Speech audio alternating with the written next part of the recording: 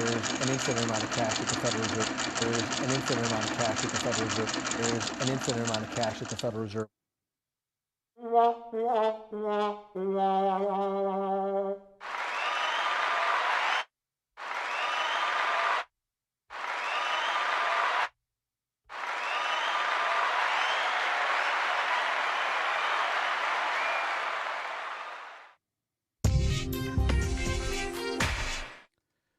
Good morning, Bitcoin. Today is Friday, June 12th, 2020. My name is Thomas Hunt, and this is the World Crypto Network.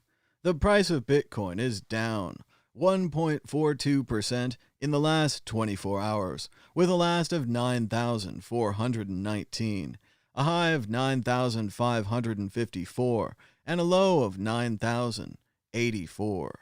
That's $1 for 10,617 Satoshis. Volume was very high for a weekday, with 11,921 Bitcoins changing hands. The market continues to lean margin long, with 83% of the market heading that direction.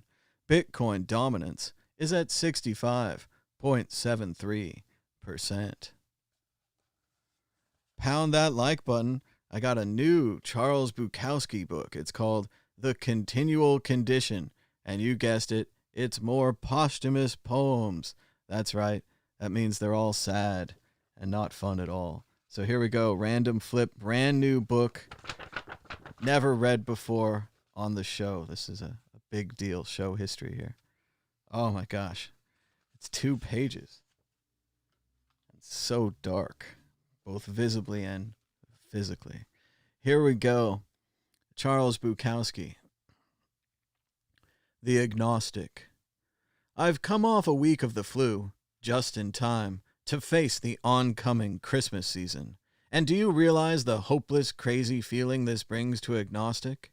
It's as if the whole world has gone sick on cue. People swarm everywhere. Everything's cluttered, jammed, overloaded, jarring, inefficient, and stupid beyond belief. Almost everybody is overwhelmed. I myself have purchased a huge green dead tree, and there it sits in my front room. Any complaint I might make against Christmas is nullified by this very action. I am screwed. I have screwed myself again. I resent screwing myself. I resent not being strong enough to not screw myself. Last New Year's Eve, it all rose to the surface and grabbed my mind, and I threw the tree to the floor, lights, decorations, and all. A foul business. The next day I felt obligated to clean things up myself and cut my fingers on shards of broken ornaments. God's punishment? Well, my wife and her mother enjoy Christmas, so I'll sacrifice my goddamn soul one more time. And then there's New Year's Eve. Happy New Year! Happy New Year to all of you. Isn't there anybody out there who feels like puking their guts over this whole matter? Or am I the only one alone feeling that the world is running over and through me? What a horrible thought. But it's possible.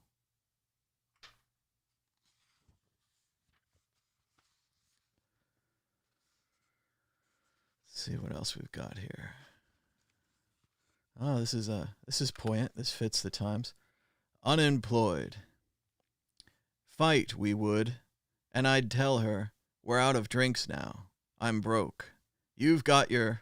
I was going to try not to... Oh, well, you've got your C word. You can go out and hustle more drinks while I sit here looking at these goddamned walls. You mean there's no more to drink? No. But shit, you love me, remember? I hate you. She would leave. She would grab her purse and be gone. I'd go around sipping. I'd sip almost empty bottles and cans.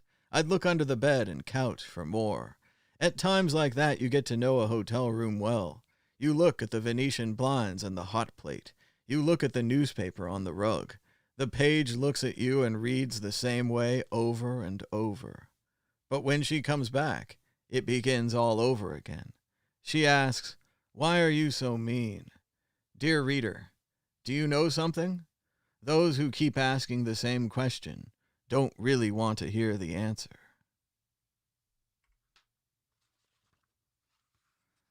finally the one I've highlighted.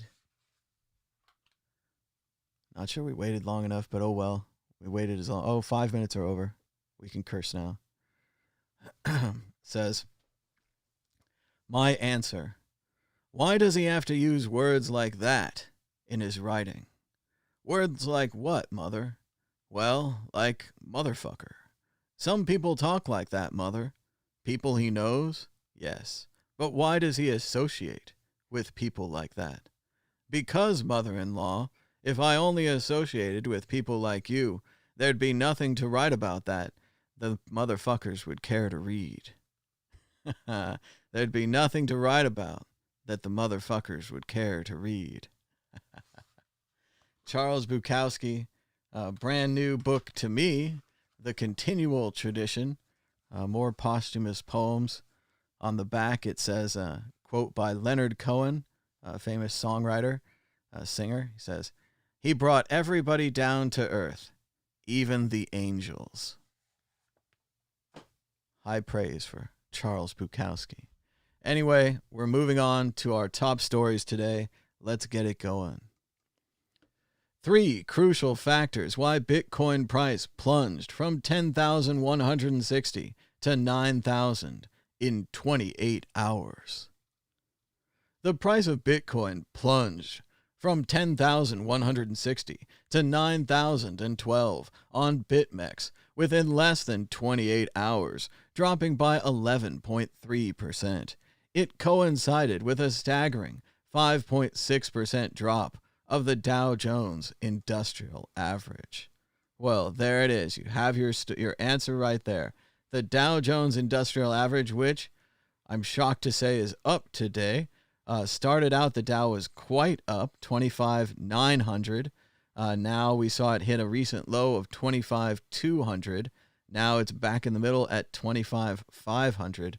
Currently up around 2% for the day. But I'd say that's a major factor why the Bitcoin price went down. Crazy times on the stock market. Let's see what else they say. Liquidation of $78 million worth of longs. That's a lot of longs. Correlation with the stock market since March 2020. Wow, since March. And the strength of the $10,500 multi-year resistance zone. Oh, the $10,500 multi-year resistance zone. That's a lot of strength. On March 13th, the price of Bitcoin plummeted to as low as $3,600 on BitMEX. The move liquidated over $1 billion in futures positions. The downtrend was so strong that Bitcoin technically could have hit zero. Ooh. After Bitcoin dropped below 4,000, it was huge today. There were endless liquidations, and the BitMEX order book was basically non-existent. It means Bitcoin might go to zero, but it didn't. All right, enough of that. Bitcoin realized cap hits $106 billion record as fear returns to the BTC index. Ooh, fear. Coinmetrics popular indicator continues its relentless uptrend despite bearish sentiment creeping into Bitcoin markets.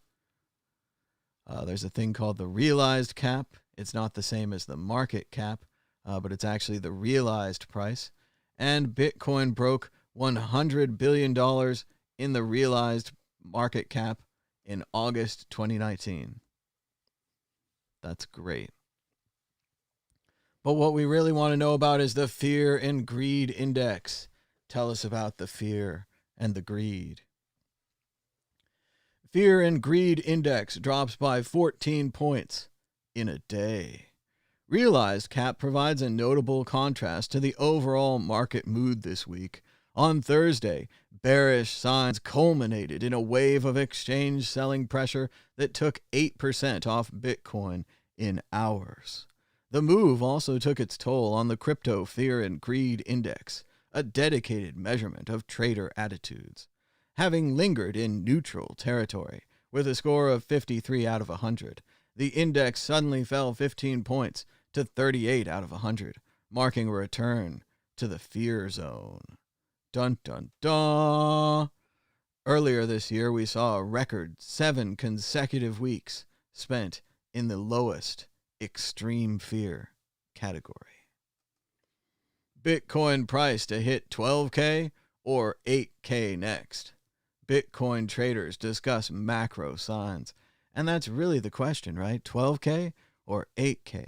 Are we going up or we're going down? I think it's best to say that we're going up and we're going down. According to Michael Van Pape, a full-time Amsterdam Stock Exchange trader, the short term of Bitcoin is optimistic as long as the price remains above $9,100. Whoa, it didn't yesterday. Let's see what else we got. The Bitcoin price is likely to break out of a 2-year cycle within 7 days, if it does not see a sharp pullback during that period. I love it. They have both ways on everyone. Let's see who else we got. Data from Wooble, a market data platform operated by cryptocurrency investor Willy Woo, shows that investors are increasingly accumulating Bitcoin at current prices. More hodlers. Previous bull markets were kickstarted by a spike in hodl waves, which is typically a highly positive signal that investors are becoming more comfortable with both the short-term and medium-term trend of Bitcoin. The bearish scenario for Bitcoin in the short term. Oh, it's always good. If it's up in the long term, it has to be down in the short term. Spikes in the Bollinger Band width have followed the down-sloping orange trend line. Additionally, these spikes in the BBW have also perfectly aligned with peaks in price. Will it occur again? Dun dun dun. And right now, the price of Bitcoin is down 1.17% in the last 24 hours, with a last of 9,428, a high of 9,544, and a low of 9,084. That's $1 for 10,604 Satoshis. Volume was very high after yesterday's excitement, with 11,793 Bitcoins trading hands. Market continues to lean margin long, 83%, and Bitcoin dominance is at 65.69%. Check out the Trezors Don't Float t-shirt at the World Crypto Network store at worldcryptonetwork.store. There's a link in the description below. Tired of telling your friends what happened to your Bitcoin, how horrible the boating accident was, or did you just drop them over the side? You found out the hard way. Trezors don't float. Get the t-shirt at worldcryptonetwork.store. And now, the news. Bye Tucker. Tucker Carlson is having problems with his advertisers after he attacked Sesame Street's Elmo for explaining the anti-racism protest for kids. People are boycotting Tucker Carlson's advertisers. That's too bad. Trump authorizes sanctions targeting the International Criminal Court after the ICC approved investigations of alleged war crimes by U.S. service members and intelligence officers in Afghanistan. Seems like something a criminal would do. Sanction the court. Good idea. We've got more information from Craig Wright's docket. People are reading it in detail, bringing back the best parts. Let's see what's going on in Craig Wright's court case. On the other hand, the literally unsupported accusation made in the redacted footnote is scandalous, defamatory, and highly likely to harm Dr. Wright's reputation and his prospects at trial if made public. This case is followed extensively by the media and obsessively by a cult-like Bitcoin internet community that hawks the docket, reports every detail of the case. Example, the kind of pizza that Dr. Wright and counsel ordered at dinner during a meeting in Miami last year, and that has violated this court's restrictions on digital devices to live stream from a hearing before Judge Reinhardt. To allow plaintiffs to air a wild accusation like this would permit a baseless conspiracy theory to be repeated endlessly in the courts in the internet's echo chamber, harming Dr. Wright's reputation, likely reaching potential jurors whose opinions could be tainted at trial, and surely reaching the sort of unstable persons who might harass Dr. Wright or worse.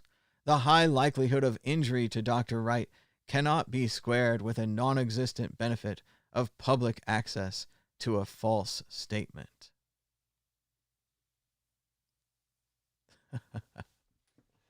So Wright is looking to redact the docket after plaintiffs filed a sealed document with explicit through expense counsel. The improper public filing was caught quickly, so they filed the document publicly that wasn't supposed to be public, and it didn't go well. So funny things are still happening, and I love this cult-like Bitcoin internet community that hawks the docket, reports every detail of the case, including the kind of pizza that Dr. Wright had, and the repetition of Dr. Wright. We usually think of him as fake Satoshi, but great stuff there from Arthur Van Pelt. Thanks so much. People are boycotting Stamps.com because they sponsored Tucker Carlson. Maybe it's time for Stamps.com to change their mind and stop sponsoring Tucker. Bess Kalb writes this: I say this as a Jewish person who lost family in the camps. Trump holding a rally in Tulsa on Juneteenth is like holding a rally at the gates of Auschwitz on Holocaust Remembrance Day. We have breaking news from Public Citizen, one of the groups founded by Ralph Nader, a fantastic group giving public access to government information. Steve Mnuchin is now flat out refusing to disclose the businesses receiving $500 billion in bailout funds, claiming that the information is confidential. 4.5 million businesses received government funds, and there is zero transparency. This is unconscionable, jaw-dropping corruption. Unconscionable? I don't know.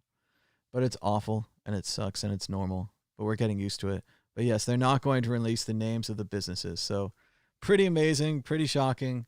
But what could shock you anymore? So me, I wish I could eat in a restaurant again.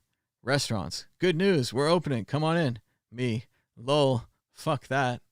Yes, that's right. There's no demand for restaurants. There's no reason you'd want to sit somewhere else and risk your health having someone else prepare you food. It's much better just to learn how to cook and eat at home. Eat at home is the new restaurant. Major General retired Paul Eaton writes, I commanded Fort Benning, home of the infantry, one of the 10 Army installations named after Confederate generals. It's bad policy that such important Army posts be named after traitors. Time for change. I like the sound of Fort Omar Bradley, the soldiers' general, for the infantry center. That sounds great. Omar Bradley, an American general. Everyone involved with the planning on the attack on peaceful protesters outside the White House should be arrested. I think so, and we're getting there. They're denying who's done it now. More horrible footage. This is her cousin. Let's see, the cops. The cops literally broke his jaw and shoulder when all he did was call them because this white dude was trying to rob his liquor store. They let the robber walk right past and immediately attacked her cousin. We can see from body cam footage. Here's the owner. He says, called to report a robbery, and the police attacked the store owner. Boom. Big swing. And there's 3 of them again. There's always 4 of them. It's always like a 4-on-1.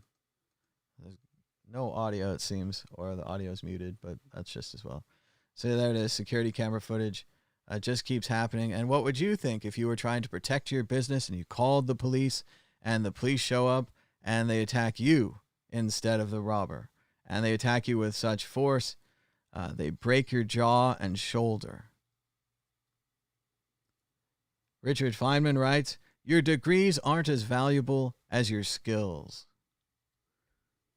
Alabama reported 849 new coronavirus cases today. This is the largest number of cases reported in one day since the state began tracking them. The state's total case count is over 22,000 with 750 deaths. Irony jumped the tracks, careened down the embankment, crashed through a circus, drove over a mink farm, and finally plowed through a protective wetland where it rolled over, leaking oil and exploded, raining down clown shrapnel and flaming weasels all over the countryside. As Donald Trump tweeted, those that deny their history are doomed to repeat it. More like, if Trump loses, Biden says the military will escort him out of the building if need be. It's scary that we're already talking about this and that it's a possibility, but it's definitely a possibility. Trump and Mnuchin refused to disclose the identities of corporations receiving $500 billion of taxpayer money. They also refused to extend unemployment benefits to people. It tells you something about their priorities. It really does, doesn't it?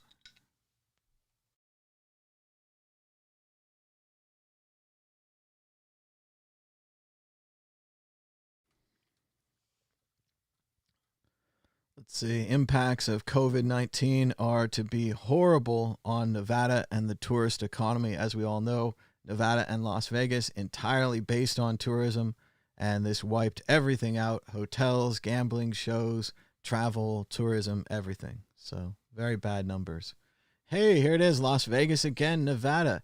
CNN tracked several airplanes that flew over protests in Washington, Minneapolis, and Las Vegas. Government watchdogs fear the planes were used to track protesters and perhaps capture cell phone data. So we can see over major areas of protest, the government was flying airplanes. Very strange. Oh, this is interesting stuff.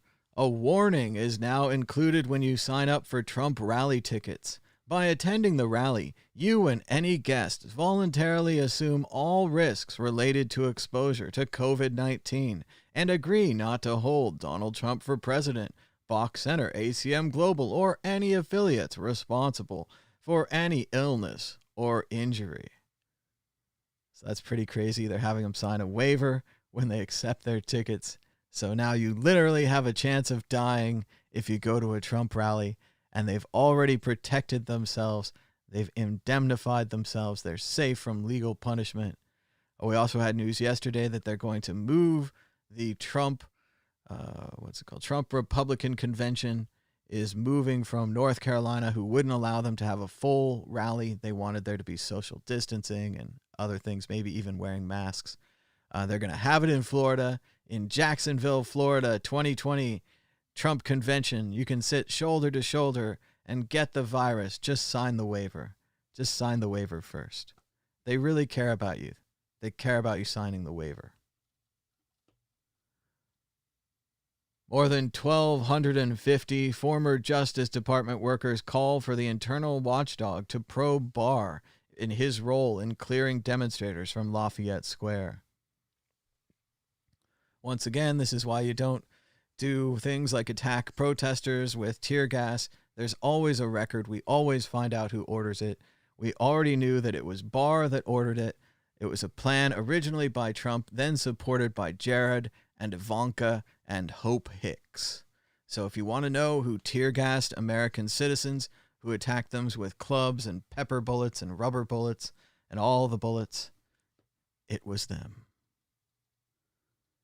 Joint Chiefs of Staff Chairman Miley discussed resigning over his role in Trump's church photo op, and he should. He should resign.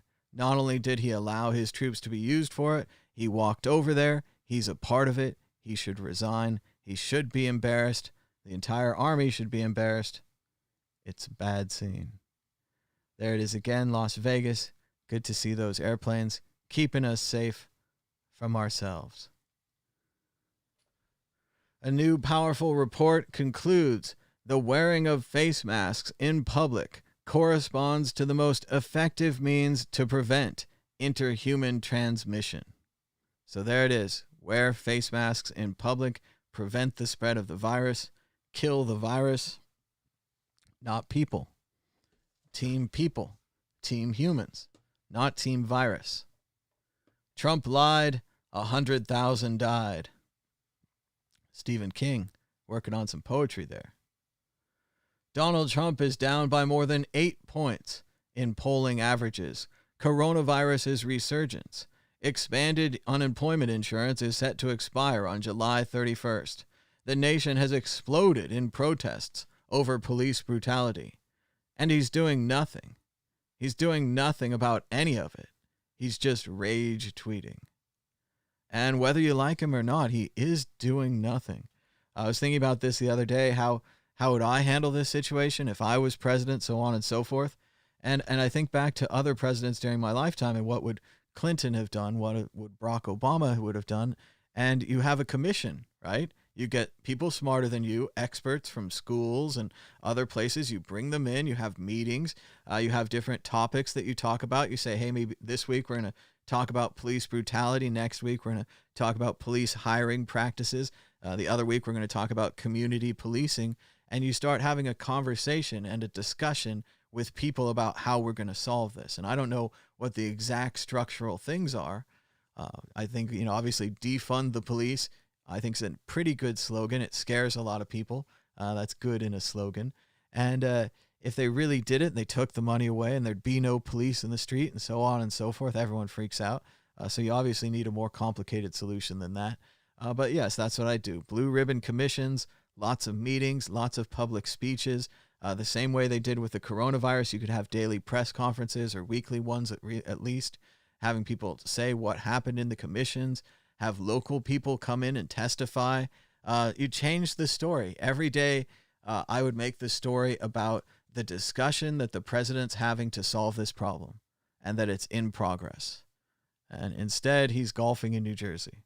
So you just have to look at priorities and solutions. I also think that solving this problem is a major key to being reelected, one would think. Not solving this problem, ignoring it, allowing it to continue, major bad key, major negative key. I don't know. I think you could do a lot more than nothing. I guess, what do you guys think in the chat? What should be done? Obviously, you could bring in more military. You could bring in more police. You could hurt more people. You could chase them out of the streets. They're going to come back stronger then. You could give more money to the police, which Trump has actually suggested. And that's usually what they do in the past, is they just give more money to the people brutalizing people. But I think it's going to take a big conversation to solve this. I think it's going to take a lot of different solutions at different levels and different places and funding and local and national. But we're not having that conversation. We're not doing anything at all. So, oh well. A spin-off show of Billions called Trillions. And it's just the cast staring in disgust at the global debt clock. There's an infinite amount of cash at the Federal Reserve. I'd watch that. It's a good show idea there by Crypto Graffiti. Good stuff. General Chief of Staff says, I should not have been there. My presence in that moment and in that environment created a perception of the military involved in domestic politics. Well, and also you shouldn't have allowed the American people to be stomped in the street. You could have protected them. We found another hammock fan, Nassim Nicholas Taleb, author of The Black Swan, says in his sheet, this is true wealth. And we may as well go through this. I know you guys are interested in wealth. You're interested in money and wealth and coins and magic 8 balls and crystal balls and all that stuff. But let's see what real wealth is, according to Nassim Nicholas Taleb. True wealth: worryless sleeping, clear conscience, reciprocal gratitude, absence of envy, muscle strength, frequent laughs, no meals alone, no gym classes, good digestive functions, no meeting rooms, periodic surprises, foamy coffee, crusty bread, ability to nap, access to a hammock. Sounds pretty good. And here we have some footage from the Chaz, the Capitol Hill Autonomous Zone in Seattle. You can see it says entering free Capitol Hill. They're working on, looks like another street painting of Black Lives Matter there on the ground. And let's see, we had a second tweet of this as well from Jack. Thanks to Jack Scott E on Twitter. There's a closer view of the Black Lives Matter mural being painted on the street. Interesting to see how quickly D.C. started a trend. First it was D.C., then Charlottesville, and now Charlotte, North Carolina, and now it's Seattle. So here's more graphics from the Chaz. I heard earlier today or last night the police did try to attack the autonomous zone and clear it out. This is going to be a continuing thorn in Trump's side. If we allow the people to exist without police, it's supposed to be chaotic, full of murder and rape and horrible things. If the people just kind of get together and hang out, it shows that maybe the people really aren't that violent and aren't looking to rob each other all the time over anything and everything. Maybe, just maybe. And there's a tent structure there. Looks like a lot of tent camping in Seattle, probably the homeless. Here's the precinct that's been boarded up in the Chaz. And here's some camping and gardening going on. More people hanging out in the street. So it looks pretty peaceful there in the Chaz. I'm sure you're going to hear otherwise soon, and they're going to have to clear it out violently in no time at all. In Nevada, Governor Sisolak plans to pardon low-level marijuana offenders. This is great news. Happy to hear this. I'm not sure why it's just low-level. Could be more as well. This has been slow coming, but needs to come, especially in states like Nevada, where marijuana is now recreationally legal. It makes no sense to have people in jail for selling something that's not only legal, but was declared essential during the COVID crisis. Liquor stores were closed. Dispensaries were open because they're medical. Speaking of medicine, James Hamblin writes that nationally, there's no second wave. There's one long wave of the coronavirus. We've been in a plateau of around 20,000 cases and 1,000 deaths a day, largely among minority and vulnerable populations. Reopening will cause spikes, but calling them a second wave denies the reality of what's going on.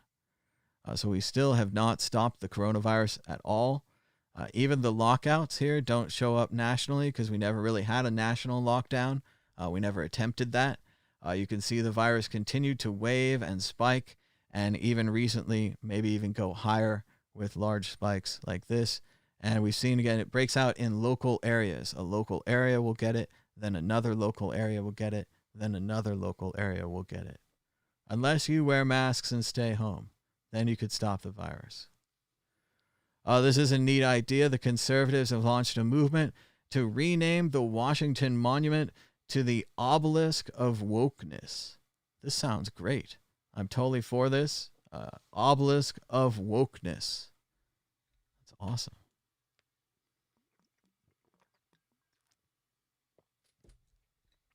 This is the same senator who wanted to declare martial law and unleash the National Guard on the American people in the New York Times. He's classy. His name is Tom Cotton. Sounds like a plantation owner. Mr. Cotton, tear down that wall. A what wall?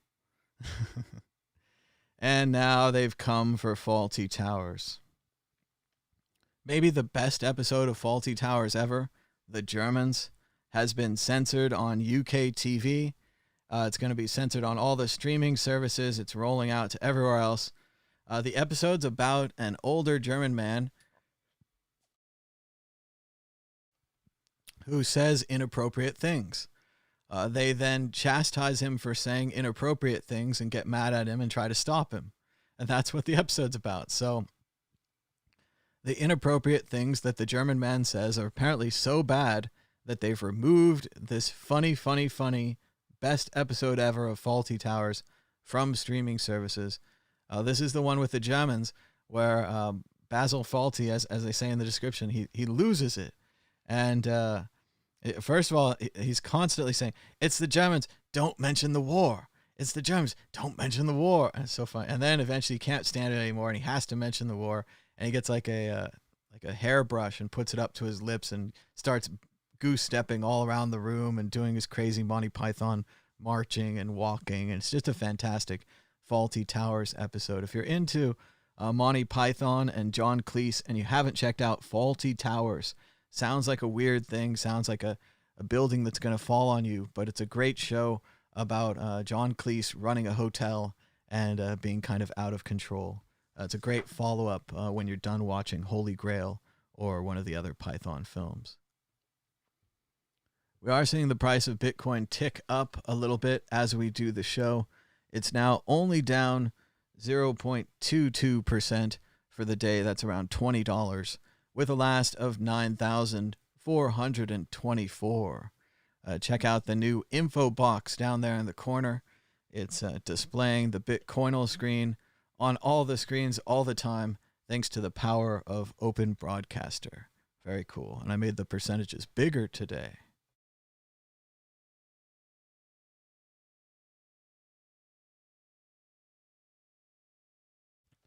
Also, theoretically, I'm louder because I turned it up louder. So I can never tell. I look at these little numbers. It's in the green zone. I think that's good. It goes up to the yellow zone. I'm not so sure. And sometimes if you talk loud, it goes into the red zone. So I guess it works. Let's keep moving. Hey, nobody's wearing masks in Las Vegas. And they're shaming people who do wear masks and being critical of the staff who are only trying to protect them by not spreading the virus. If you want to be on Team Virus, come on down to the pool and spread the virus. Las Virus, it's a great way to vacation. And die. I went to Las Virus, and now all my relatives are dead. I'm going to inherit so much money. I went to Las Virus, and all I got was the inability to breathe properly for the rest of my life. And I lost my money. Oh, jokes. Jokes are good. Twitter deletes over 170,000 accounts, some of which tried to spin COVID-19 in China's favor. That's right, there's massive disinformation campaigns going on around you all the time, and you don't even notice. How massive? 170,000 accounts massive. Have you been talking to a bot lately? Or a paid contributor? Watch out.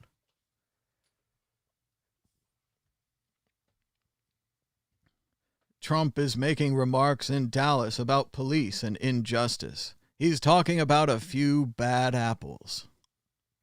Classic. The White House has not answered our question about why the Dallas police chief, sheriff, or district attorney, all of who are African American, were not invited to the event. That does seem kind of odd.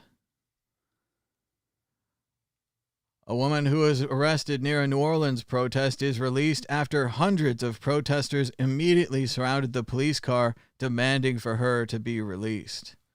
Interesting. You mean police have to stop if hundreds of people tell them no? I'll have to think about that. Oh, that's great. That guy there had he has a mask on, and it's like a face mask, but it's a police face mask. Like it's got a badge on it. I don't know if you can see, but it's got a badge there. That's great. Oh, we've got some action in Lebanon. They're experiencing heavy inflation, and they have set fire to the central bank. There it is right there. Remember, I've shown you images of Wall Street burning at Burning Man, and you laughed, and you said, that can't happen just because it happened at your hippie drug festival in the desert with your rave music. Can't happen in the real world. Well, there it is right there in Lebanon. The central bank is burning. They must have printed too much money. There is an infinite amount of cash at the Federal Reserve. That's like a lot of fuel, right? There's an infinite amount of tinder. The building could be set on fire an infinite amount of times. That's a lot. It's more than 10. Trump wants to have the courts repeal the Affordable Care Act and wants to limit Medicaid, So if you attend the rally and get sick, it really is on you. These are dangerous rallies. Oh, breaking news. ACLU victory. Tennessee refused to follow a court order requiring the state to send voters absentee ballots because of COVID-19. The ACLU took them to court, and the judge has ruled once again that Tennessee must let people vote by mail. We're going to see more of these battles as we get towards our contested election, which of course is not going to go well for the president. And then afterwards, we're going to see how it goes for the country. Twitter is disclosing new information about state-linked information operations. That's propaganda. To their public archive, the only one of its kind in the industry. Ooh, that means Facebook's cooperating. Originating from the People's Republic of China, Russia, and Turkey. All associated accounts and content have been removed. So now you're getting punished if you use disinformation networks on the American people. At the very least, Twitter is outing you. So Twitter will now out agents from the People's Republic of China, Russia, and Turkey, who have all been attempting to run disinformation campaigns using Twitter. How long before Facebook has to do the same? And, more importantly, stop taking their money? Jack says they're disclosing 32,242 accounts to their archive of state-linked information operations. Can we just call it propaganda? Can we save the time? Propaganda!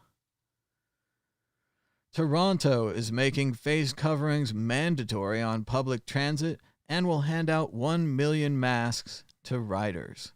It's amazing to think back of the time when they were telling people not to wear face masks, I believe because they wanted to prevent a run on protective gear, and they were worried about their supply of protective gear, which is obviously a mistake, but the kind of acceptable, admissible mistake that one might make during administration, right? But they're not making that mistake in Canada, not anymore. 1 million masks given to riders, and they're going to wear them everywhere. I'll bet they're successful. I bet they stop the spread of coronavirus in Canada. It does us a hell of a lot of good. Meanwhile, in America, Harvard doctor warns coronavirus deaths could reach 200,000 by September as states uptick in cases. It's not over. It's not over by a long shot. Check out Jerry Cotton's coffee table from Quadriga QCX. I remember Quadriga CX, they were a Canadian Bitcoin exchange. At least that's what they told people they were. But really, it looks like somebody had a lot of their money right there on his table. This is the gentleman that went to India and allegedly died. He may have just disappeared. All of the money's gone. He talked about the need for cold storage and having multiple people control the cold storage. But when he died, it all disappeared. So right there, very interesting photograph showing piles of Canadian currency received from the ATN company. Dun, dun, dun. We talked about that. Zoom has just confirmed that the Chinese government asked it to close several meetings and accounts engaged in illegal activity. Zoom has now promised to develop the ability to block mainland users from certain meetings. 2 sets of values for one company. So this happened the other day.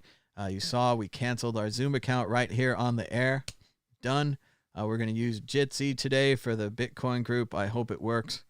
We'll find out. But yeah, Zoom is taking action. At first, it was just negligence. They were badly built software. They were scaling amazingly, but they were not encrypted like they told people were.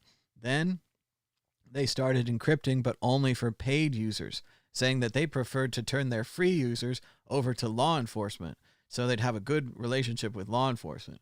And everyone said, what? You're going to turn your free users over to law enforcement? We have to pay you or you won't encrypt? This is not what encryption's for. This is not how it's supposed to be. And then they went even worse, banning and blocking an account for having a Tiananmen Square memorial online. They had a memorial discussion of Tiananmen Square. You know, that's free speech.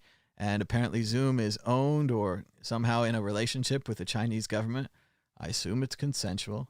Let's not be out of school here. And yeah, they closed it down, and now they're doubling down. They're saying they're going to block Chinese users from joining meetings. It's just, there goes the internet. So much for Zoom. Don't use Zoom. Boycott, block them, uninstall. I love this. It says, millennials call this assault. In the 70s, we called it a fielder's choice. And it's a baseball player, looks like might be Pete Rose or somebody. Somebody on a red team taking out the A's. Poor A guy is getting knocked out at second base. Just complete shoulder. He leads with the shoulder. He should really try to slide. Here we are in Seattle. The police are attempting to retake the East Precinct. The East Precinct is the police department that's boarded up at the edge of the Capitol Hill Autonomous Zone. They're calling it Chaz. As soon as you give something a cool name like Chaz, it becomes instantly easier to fight for and defend. They did a great job naming that. Here it is again. Police just tried to enter Chaz. Oh, they're entering Chaz, not Chaz. At the 12th and Pike barricade. They maced a few of them. This person got hit, but not too bad. The crowd was able to hold the line, and the police backed off. Bike cops are circling the area, though. How ominous and forbidding to be circled by bike cops. Remember when bicycles were fun? We just rode and rode and rode. Oh, I love bicycles. Shout out to Louisville, Kentucky.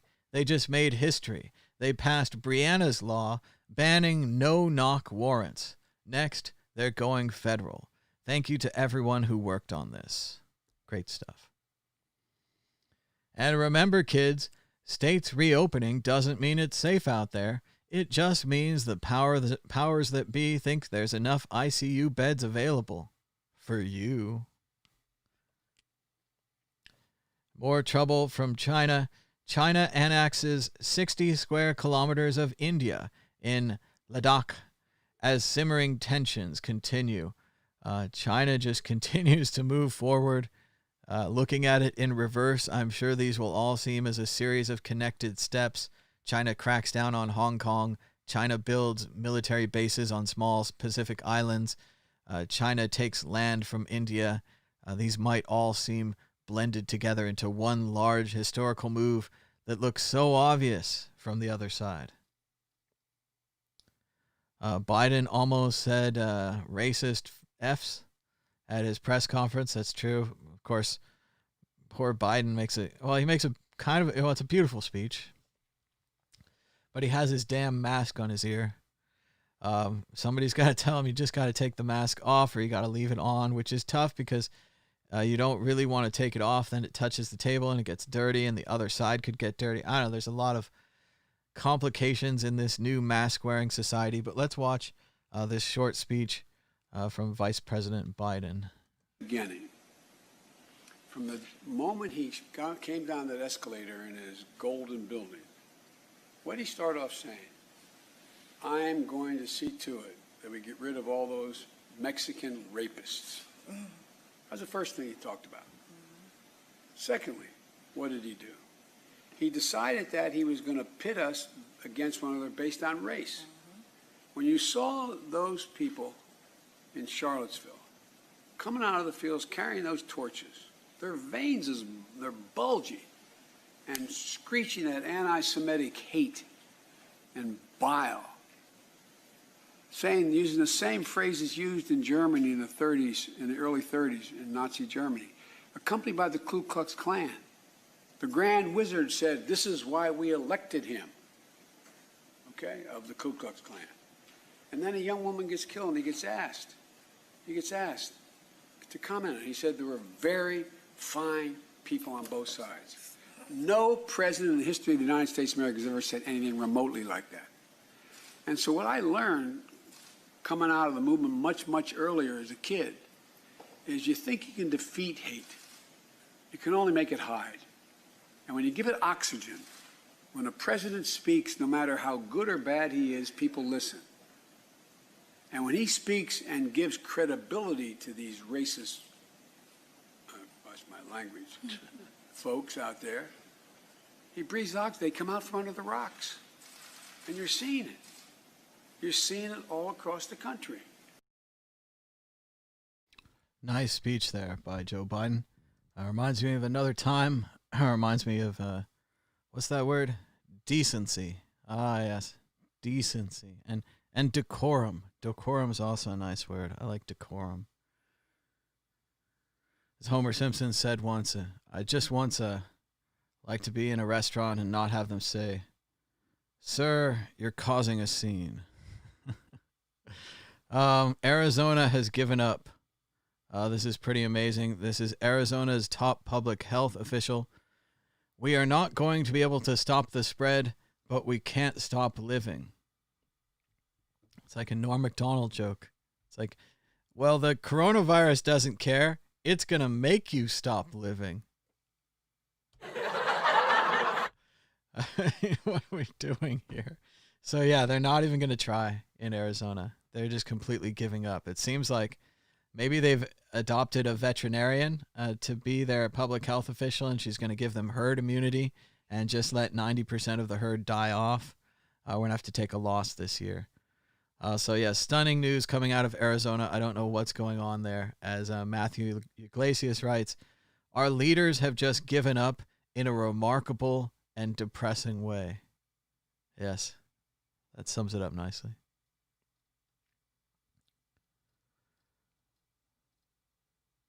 The EU Parliament is planning to propose suing China in the United Nations highest court, the International Court of Justice, over its move to impose national security laws in Hong Kong, according to an internal draft report.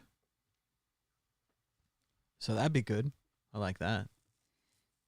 I mean, it's not going to stop them, obviously, but just as in the past, you have to put up flags, you have to warn people what's happening.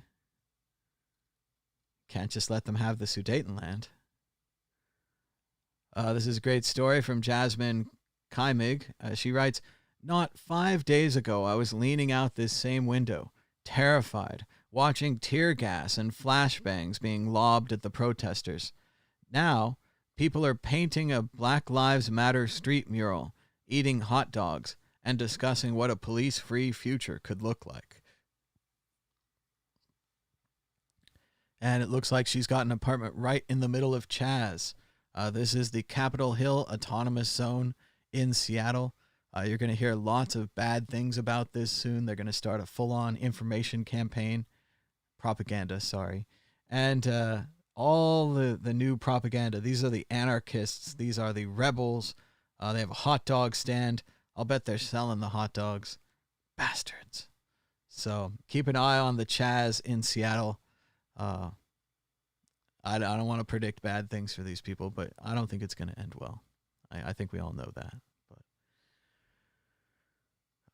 So Kurt Anderson says, "I don't know if the police should be required to have college degrees, but 70% of U.S. cops don't. In addition, 85% of cops are men and 77% are white. And Donald Trump's most devoted base are, of course, white men without college degrees." So that's very strange. I thought you had to have a college degree. It might be a California requirement. Maybe in other states you don't get paid as much, so you don't need to. But 70%. Somebody remind me not to remember this next time I see police officers, because that would be hugely inappropriate of me to, ask them, "What's your major? Officer, what's your major? Do you major in hitting people?" That's why I got to stay away from these protests. Dozens of Hong Kong students staged a protest outside of their school on Friday after a music teacher was apparently let go for letting them sing the protest anthem, "Glory to Hong Kong," at an exam. The police showed up to disperse the children. So in China, they fired a music teacher, maybe even disappeared. No, just let go for now.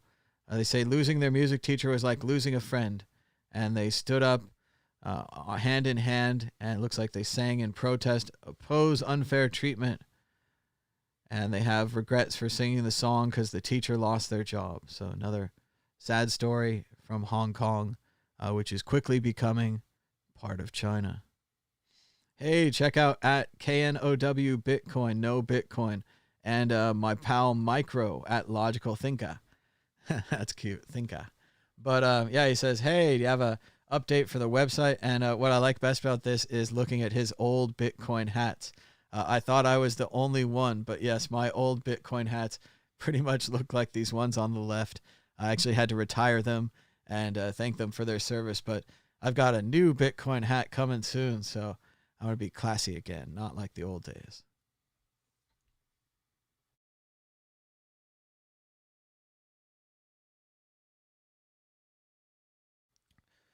No doubt in response to Twitter taking note of China's information campaigns, China says that Twitter should shut down accounts that smear China. Huh. Interesting. Again, this ability to control thought, the ability to control speech, might seem like nothing, but they've actually been phenomenally successful in wiping out the Tiananmen Square massacre. Sure, here we know about it, we talk about it, everyone knows about the Tank Man, so on and so forth. But in China, they had studies. They asked the young people, have you heard of it? Do you know what this image is? And they didn't even know what the image is. They didn't know what the Tank Man was. And they didn't know that their people were slaughtered, begging for democracy and freedom. And of course, the U.S. did nothing too. So actually pretty interesting. I mean, I want to stand up a little bit for MTV here because I've been reading the MTV book. And I don't know how organized they were at the beginning. And I'm pretty sure they just wanted any music video they could get their hands on. But, you know, it was a little later on. And David Bowie really takes them to task here for not playing black artists. It's especially great the way that David Bowie continues to go after them and continues to probe the question. Clearly, he's made his mind up. He wants an answer here. And he's not too satisfied with the answer he gets. This is an example of just previous racism and the kind of environment and condition that we're living in where there's good music videos. Bowie sees them on other channels. He wants to know why they can't be on MTV, and there's not a very good answer given. Let's listen to just a little bit of David Bowie. It occurred to me, having watched MTV over the last few months, that it's a solid enterprise and it's got a lot going for it. I'm just floored by the fact that there's so few black artists featured on it. Why is that? I think that we're trying to move in that direction. We want to play artists that seem to be doing music that fits into what we want to play for MTV. The company is thinking in terms of narrow casting. That's evident. It's evident in the fact that the only few black artists that one does see are on about 2:30 in the morning or to around 6. Very few are featured predominantly during the day. No, that's a... I'll say that over the last couple of weeks these things have been changing, but it's a slow process. I know, it's funny, I think people have different perceptions when you wind up watching, let's say you watch an hour or 2 or even 3 a day. People somehow come away with different ideas about what we are doing. We don't have any kind of day parting for anything, let alone a black artist day parted out of what would be, quote, prime time. We don't have that. Because one sees a lot there's one black station on television that I keep picking up. I'm not sure which station it's on, but there seem to be a lot of black artists making very good videos that I'm surprised aren't used on MTV. Well, of course, also we have to try and do what we think not only New York and Los Angeles will appreciate, but also Poughkeepsie or Midwest. Pick some town in the Midwest that will be scared to death by Prince, which we're playing, or a string of other black faces. That's and black very music. Interesting. Isn't that interesting? You know, we have to... Isn't that interesting, Bowie says. Really nailing it at the end. I think Bowie got what he wanted at the end. It's interesting. The book I'm reading now is about MTV. It's an oral history of MTV. It's very long. And it is funny. In the initial periods, I think they were just playing any music video they could get their hands on. A lot of these were promotional materials that the records companies just had lying around and didn't even know what they made them for. They would just play them occasionally as films. And then at a certain point, I do think MTV is going to shift gears and go heavily into hip-hop. So it is going to prove Bowie wrong. But again, not because they liked hip-hop. I just think they wanted money and that hip-hop was successful. I think watched a great old Jon Stewart interview from a long time ago on Fox News with, what's his name? The guy from 60 Minutes' son. But anyway, he was there with him, and he was giving him all the hard questions. And Jon Stewart just kept saying, no, I think the media is into sensationalism and laziness, and that sensationalism is what sells, and whether it's sex or violence or whatever it is, they just want to sell, make money, and that they're lazy. They're just looking for the quickest, easiest story that they can make the most sensational and sell. And I think that's, again, what I would say about MTV. I think it's a sensational selling thing. But Bowie goes after him really good there, really going for him.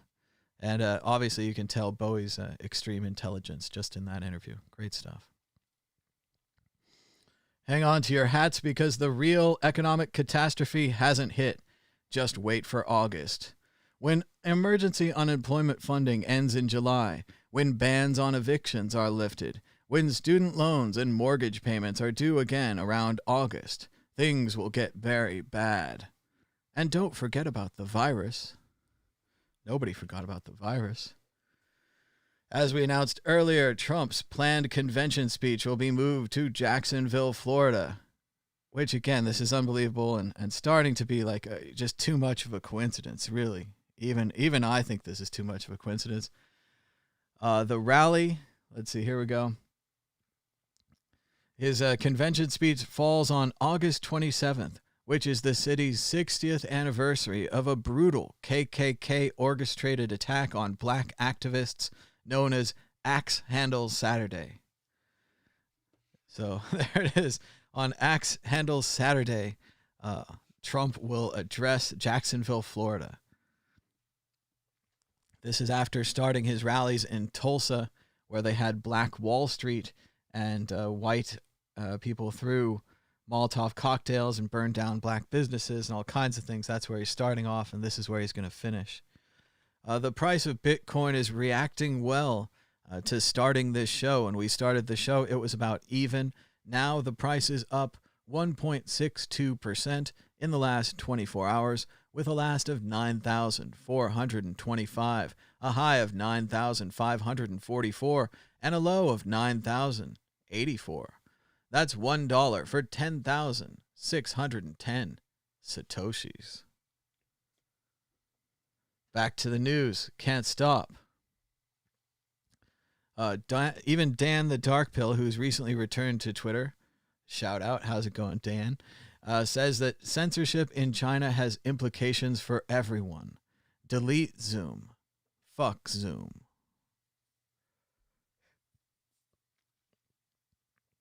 Zoom was contacted by the Chinese government about 4 illegal Zoom Tiananmen vigils and disrupted 3 with Chinese nationals on the call. They said it was incorrect action because it interfered with accounts in the U.S. and Hong Kong. Bad news for Zoom. Nancy Pelosi has a list of 11 Confederate statues that she wants to remove from the Capitol. It's just that easy. Let's put them all in a museum with a plaque saying what they did and why. Let's take them out of the public square. Let's only have things in the public square that we can celebrate. Not things like a statue of Jefferson Davis, President of the Confederacy, in the Capitol. Probably from one of the southern states, they have a thing where they let everyone send a couple of statues to the Capitol, and you get to choose. So, California should send a statue of Steve Wozniak and Steve Jobs. That would be great. And Dave Chappelle was already on to this 20 years ago. I don't know if we've lost our ad rights yet, but Chappelle is pretty great. It's hard to believe this was 20 years ago, and he completely nails it. All right, just try to buy a T-shirt or something, because we're going to lose our ad rights again. Here we go. Here's Dave Chappelle. We're trying to entertain here. We're providing commentary on the news. This is 20 years ago. That's why it's important. Like police. I'm not saying that. I'm saying I'm just scared of them. Nothing wrong with that. Sometimes we want to call them too. Somebody broke into my house once. It's a good time to call them, but the house is too nice. It ain't a real nice house, but they never believe I lived it. Oh, he's still here. Oh, my God.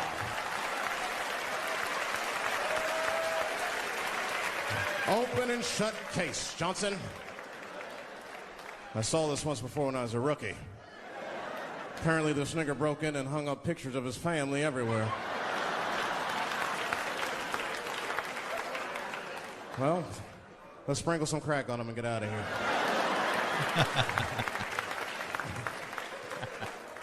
Oh, you know, that's that whole brutality thing. See, that's common knowledge now. There was a time when only minorities really knew about that. I'm not going to say white people didn't believe us, but you were a little skeptical. You were a little skeptical. I mean, I don't blame you. And then Newsweek printed it, he knew it was true. And then the Newsweek, white people were like, oh my God. Honey, did you see this? Apparently the police have been beating up Negroes like hotcakes. It's in the May issue. I mean, really, how could you know, though? How could anyone else know? You know. I mean, maybe you should have seen something a little suspicious. Don't you think it was like a little suspicious? Just a little suspicious? Every dead black person the police find has crack sprinkled on them. I mean, come on, man. Come on, man. Who gets shot and sprinkles crack on themselves? Nobody would do that. Bam! Oh, oh.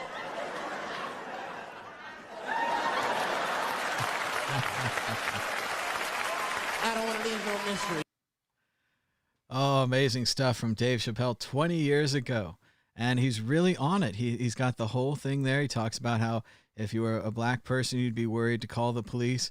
And his example there of the police beating up the homeowner, we just saw this morning. The man who owned the liquor store called the police. They showed up. They broke his jaw and hurt his shoulder because he called them on a robber at his own store. We saw the story from a couple of days ago where the police are running up the street and the reporter's there with them.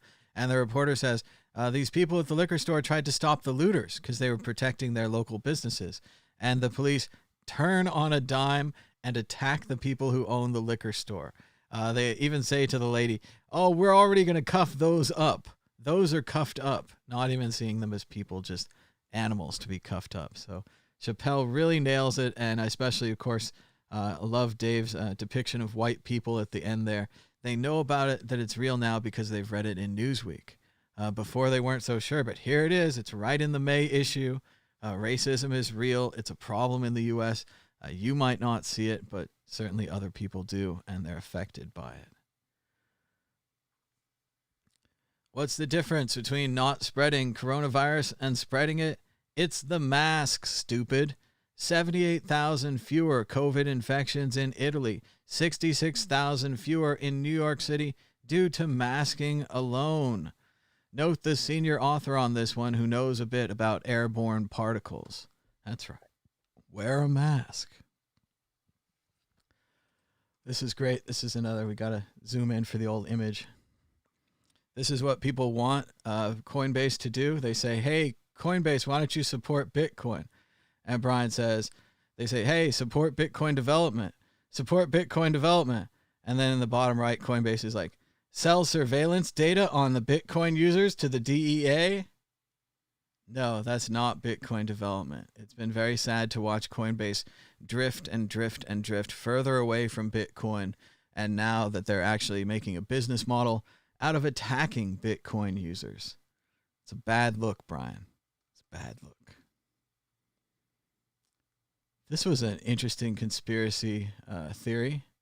Let's see if we have time for this. Let's see. A friend of mine who's fully into the COVID conspiracies sent me this post that says Captain America predicted the coronavirus outbreak in 2011. And while it's obviously BS, I started fixating on that circled image on the right. And they say here they have a Corona beer is over his shoulder. So all marketing by the Corona Corporation is a conspiracy. And they also circled this, which looks like a firework in the background as a symbol of the coronavirus. So they're really reaching here. But the conspiracy is not about that. Let's see if it's about this circle. Where does this circle come from? So the OP goes on a quest to find this circle. He thought it might be the Divergent novel cover. Very interesting. Another friend of his, they start looking at all the different Broadway posters and plays, trying to figure out what could have happened, finding the filming date. The scene was filmed in Times Square on April 23rd, 2011. visual effect shot. They're looking at all the Broadway plays, trying to figure out where did this image come from. He knows he's seen it before. They're looking at old YouTube videos, trying to figure it out. Finally, his friend found this. You can see it in there in the corner. It's the original ad. We recognize the logo and the color scheme. We cracked the case. What is it? What is the strange, perhaps coronavirus-esque looking firework? It's spaghetti. Ha ha ha. Happy New Year from the Barilla Spaghetti Company, the choice of Italy. So that was kind of fun. We went from a coronavirus conspiracy about the Corona Company and this weird spiky thing all the way back to spaghetti. That was fun. I agree with King Kobe on this. He says, the greatest looting of 2020, a gigantic transfer of wealth from the poor to the elite. Remarkable corruption. And it's pretty awful that they're not going to tell people which businesses received the $500 billion in bailout funds. Just cover it up. Meanwhile, in Denver, the Denver School Board voted 7-0 to end the contract with the Denver Police Department. We did it. And it's interesting to see how far things have shifted. I was still in school when they first started introducing the idea of cops on campus. Your pal with a fanny pack. You can trust him. Of course, we all knew there was a gun in that fanny pack. But yes, your pal with a fanny pack would be walking all over campus, helping you out with all your troubles. And now we've gone completely the other way to where they're starting to remove officers from campus because they make the children feel unsafe. Great stuff. To have lived this long, huh? Oh, we're getting near the top? I think we're getting near the top. Yes, they refused to tell us who did it. Protesters sang Glory to Hong Kong in Mongkok to mark the anniversary of the 6/12 protests. But while they were singing, riot police officers who were initially guarding Langham Place rushed out and cordoned off an area. They separated reporters from the protesters. And I know it's exhausting, but yes, we're definitely going to see a lot more of this in Hong Kong as the situation worsens. Just like with the other situations, nothing good is being done. China has said they want the law. They want the ability to extradite people and to charge them with terrorism and so on and so forth. The people have said they don't want the law. They were supposed to have 50 years of independence. They've had about 15 or so. People are out in force, incredibly peaceful, great protesters. Look at all the camera lights here, looking like a candlelight vigil. Again, shout out to Steve Jobs and the smartphone. No one brings lighters anymore. No one brings candles. And look how pretty the sea of smartphone lights is. But then there they are. There's your riot police, even in Hong Kong.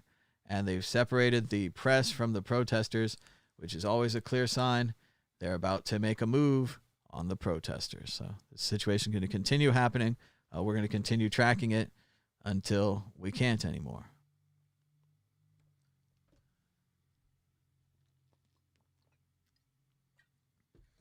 More news from inside Bitcoin and cryptocurrency exchanges, surely the most excellent and law-abiding communities. Several of the leaked documents specifically show that CoinSquare CEO Cole Diamond pushing the company to practice wash trading and employees of the company being uncomfortable with the practice. And wash trading is where you trade back and forth with yourself, making it look like there's more volume on your exchange than there actually is.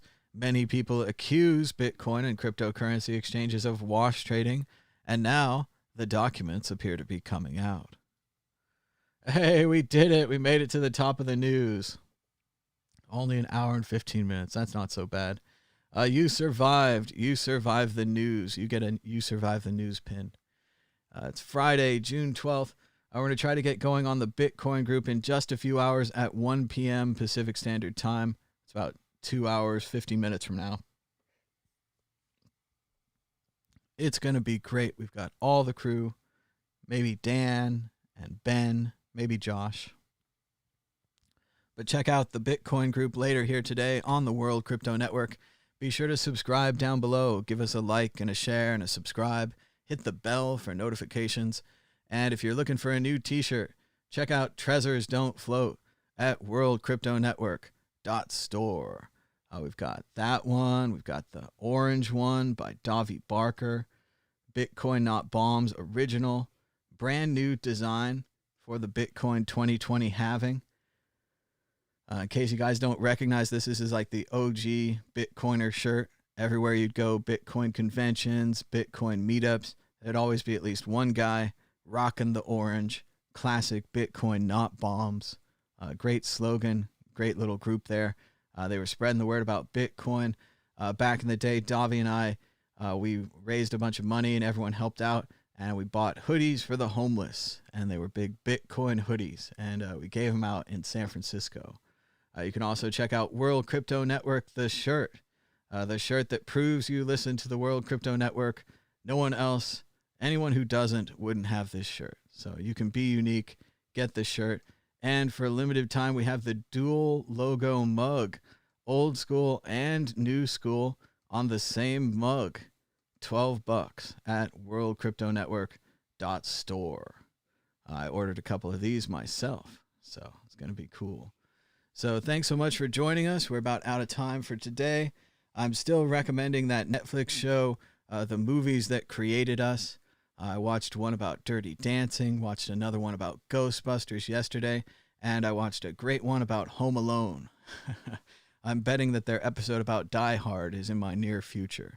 But yes, more great behind-the-scenes movie documentaries. It's sign that we're getting old, though. All the movies of our youth are doing behind-the-scenes documentaries before the rest of the cast and the crew pass away. So creepy, morbid, maybe, but fun and light to get some nice stories behind the filming of your favorite movies. I'd also recommend the movie The Hunt.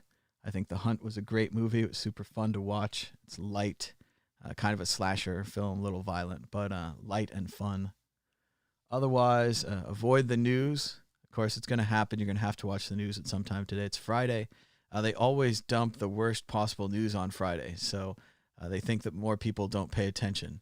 So they dump it on Friday. So keep an eye on that. We'll check in one more time with the price of Bitcoin, which has been up and down today. It's been kind of fun to watch. The price of Bitcoin is up 0.67% in the last 24 hours, with a last of 9,405, a high of 9,544, and a low of 9,229. That's $1 for 10,633 Satoshis. That's cheap. Thanks so much for watching. We'll be back in just a few hours. Until next time, bye-bye.